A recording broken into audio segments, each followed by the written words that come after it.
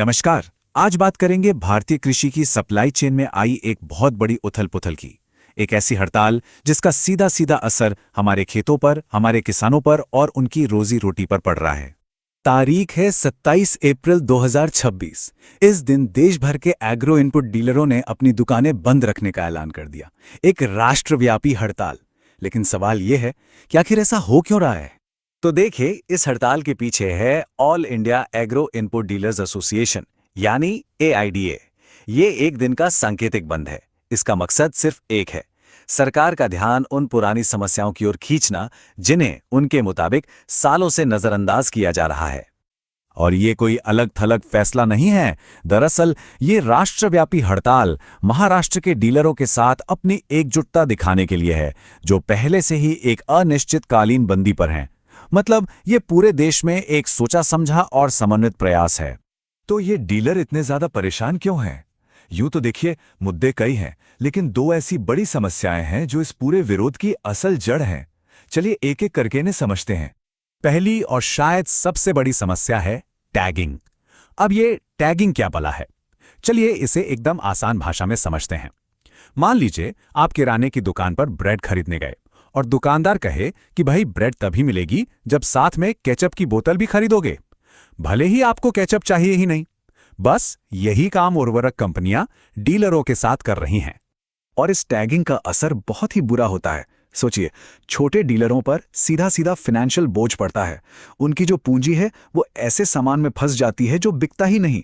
फिर जब वो ये गैर जरूरी सामान किसानों को बेचने की कोशिश करते हैं तो किसानों और उनके बीच का भरोसा टूटता है, विवाद होते हैं।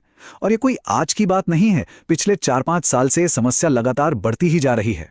अब आते हैं दूसरी बड़ी चुनौती पर, और वो है कानूनी सुरक्षा। जरा सोचकर देखिए, एक कंपनी ने कोई प्रोडक्ट बनाया, उसे पैक किया, सील किया। अब अगर उसका सैंपल क्वालिटी टेस्ट में फेल हो जाता है तो सजा किसे मिलती है? डीलर को। डीलरों का तर्क बहुत ही सीधा और साफ है। भाई, जब प्रोडक्ट बनाने वाली कंपनी है, उसे सील करने वाली कंपनी है, तो फिर जिम्मेदारी भी तो उसी की होनी चाहिए ना। लेकिन कहानी यहीं खत्म नहीं होती। टैगिंग और कानूनी सुरक्षा के अलावा भी कई ऐसी फाइनेंशियल और सप्लाई चेन से जुड़ी परेशानियां हैं जो इन डीलरों पर लगातार दबाव बना रही हैं। ये जो फाइनेंशियल प्रेशर है ये कई तरफ से आ रहा है। एक तो यूरिया और DAP जैसी जरूरी खादों पर मार्जिन वो पहले से ही बहुत कम है। और माल को दुकान तक लाने का सारा खर्चा, मतलब ट्रांसपोर्ट, टोल, उतराई, ये सब भी डीलरों को ही देना पड़ता है। तो कम मुनाफा और बढ़ते खर्च का ये जो चक्र है, ये छोटे व्यापारियों की कमर तोड़ रहा है।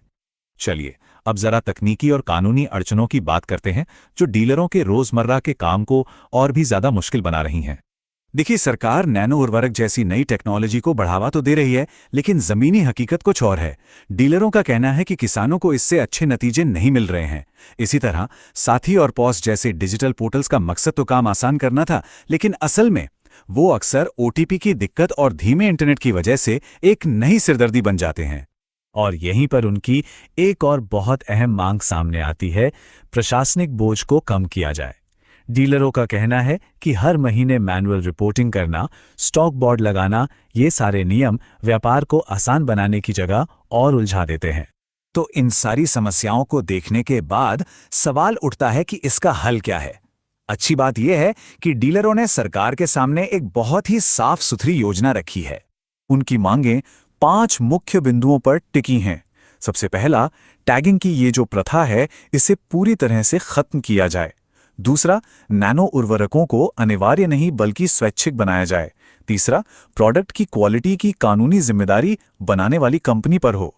चौथा, डिजिटल सिस्टम को आसान और प्रैक्टिकल बनाया जाए। और पांचवा, गैर जरूरी कागजी कार्रवाई को कम किया जाए। ये वो ठोस बदलाव हैं जिनकी वे सब मांग कर रहे हैं। तो आखिर में सवाल ये उठता है कि ये सिर्फ एक इंडस्ट्री या कुछ व्यापारियों का मामला नहीं है।